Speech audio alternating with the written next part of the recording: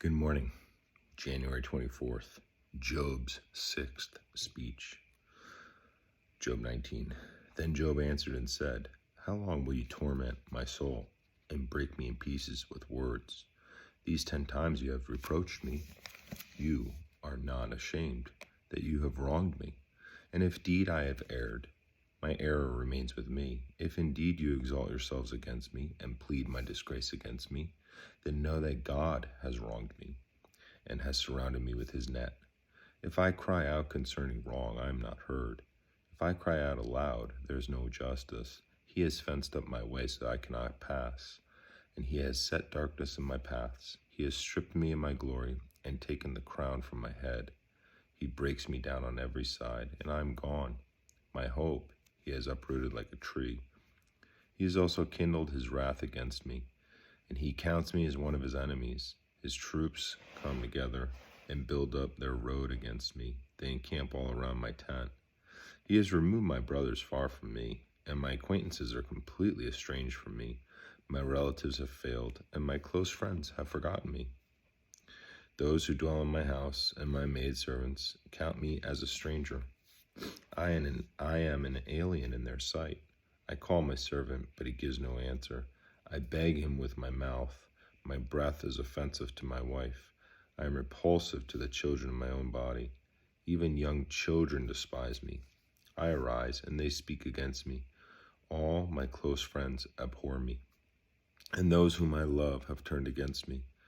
My bone clings to my skin and to my flesh, and I have escaped by the skin of my teeth. Have pity on me, O you my friends, for the hand of God has struck me. Why do you persecute me as God does? And are you not satisfied with my flesh? Oh, that my words were written. Oh, that they were inscribed in a book, that they were engraved on a rock with an open pen and lead forever. For I know that my Redeemer lives, and he shall stand at last on the earth. And after my skin is destroyed, this I know, that in my flesh I shall see God, whom I shall see for myself. And my eyes shall behold and not another. How my heart yearns within me. If you should say, How shall we persecute him? Since the root of the matter is found in me, be afraid of the sword for yourselves. For wrath brings the punishment of the sword, that you may know there is a judgment. Then Zophar the Naamathite answered and said, Therefore my anxious thoughts make me answer, because of the turmoil within me. I have heard the rebuke that reproaches me, and the spirit of my understanding causes me to answer. Do you not know of this of old? Since man was placed on earth, that the triumphing of the wicked is short, and the joy of the hypocrite is but for a moment. Though his haughtiness mounts up to the heavens, and his head reaches to the clouds, yet he will perish forever like his own refuse. Those who have seen him will say, Where is he? He will fly away like a dream and not be found. Yes, he will be chased away like a vision of the night. The eye that saw him will see him no more, nor will his place behold him any more. His children will seek the favor of the poor, and his hands will restore his wealth. His bones are full of his youthful vigor, but it will lie down with him in the dust. Though evil is sweet in his mouth, and he hides it under his tongue, though he spares it and does not forsake it, but still keeps it in his mouth, yet his food in his stomach turns sour. It becomes cobra venom within him. He swallows down riches and vomits them up again. God cast them out of his belly. He will suck the poison of cobras. The viper's tongue will slay him. He will not see the streams, the rivers flowing with honey and cream. He will restore that for which he labored, and he will not swallow it down.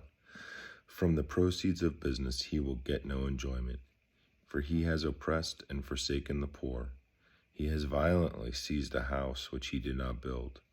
Because he knows no quietness in his heart, he will not save anything he desires. Nothing is left for him to eat. Therefore his well-being will not last. In his self-sufficiency he will be in distress. Every hand of misery will come against him. When he is about to fill his stomach, God will cast on him the fury of his wrath, and will rain it on him while he is eating. He will flee from the iron weapon. A bronze bow will pierce him through. It is drawn and comes out of the body. Yes, the glittering point comes out of his gall. Terrors come upon him. Total darkness is reserved for his treasures. An unfanned fire will consume him. It shall go ill with him who is left in his tent. The heavens will reveal his iniquity, and the earth will rise up against him. The increase of his house will depart, and his goods will flow away in the day of his wrath. This is the portion from God for a wicked man, the heritage appointed to him by God. Job's seventh speech, a response to Zophar. Then Job answered and said, Listen carefully to my speech, and let this be your consolation. Bear with me, that I may speak, and after I have spoken, keep mocking. As for me, it is my complaint against man, and if it were, why should I not be impatient? Look at me, and be astonished. Put your hand over your mouth. Even when I remember, I am terrified, and trembling takes hold of my flesh. Why do the wicked live and become old? Yes, become mighty in power. Their descendants are established with them in their sight, and their offspring before their eyes. Their houses are safe from fear. Neither is the rod of God upon them. Their bull breeds without failure, their calves without miscarriage. They send forth their little ones like a flock, and their children dance. They sing to the tambourine and harp, and rejoice to the sound of the flute. They spend their days in wealth, and in a moment go down to the grave. Yet they say to God, Depart from us, for we do not desire the knowledge of your ways. Who is the Almighty that we should serve him? And what profit do we have if we pray to him? Indeed, their prosperity is not in their hand. The counsel of the wicked is far from me. How often is the lamp of the wicked put out? And how often does their destruction come upon them? The sorrows God distributes in his anger. They are like straw before the wind, and like chaff that a storm carries away. They say God lays up one's iniquity for his children. Let him recompense him, that he may know it. Let his eyes see his destruction, and let him drink of the wrath of the Almighty. For what does he care about his household after him, when the number of his months is cut in half? Can anyone teach God knowledge, since he judges those on high? One dies in his full strength, being wholly at ease and secure. Excuse me.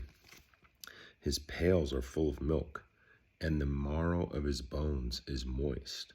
Another man dies in the bitterness of his soul, never having eaten with pleasure. They lie down alike in the dust, and worms cover them. Look, I know your thoughts, and the schemes with which you would wrong me. For you say, Where is the house of the prince, and where is the tent, the dwelling place of the wicked? Have you not asked those who travel the road, and do you not know their signs? For the wicked are reserved for the day of doom. They shall be brought out on the day of wrath. Who condemns his way to his face, and who repays him for what he has done? Yet he shall be brought to the grave, and a vigil kept over the tomb. The clods of the valley shall be swept to him. Everyone shall follow him. As countless have gone before him, how then can you comfort me with empty words, since falsehood remains in your answers? Powerful, powerful words from somebody who's going through such struggles, amazing struggles, that and then to come back with such powerful defense and words. Man, that's amazing. God bless you. I hope you have a great day.